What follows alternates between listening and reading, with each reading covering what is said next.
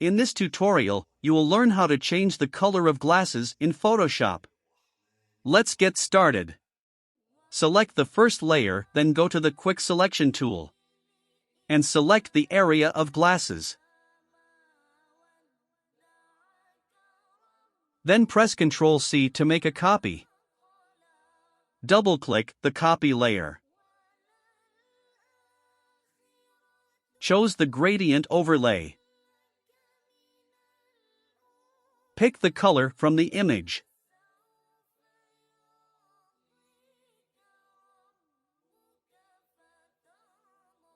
Then press OK. One more time double-click the same layer.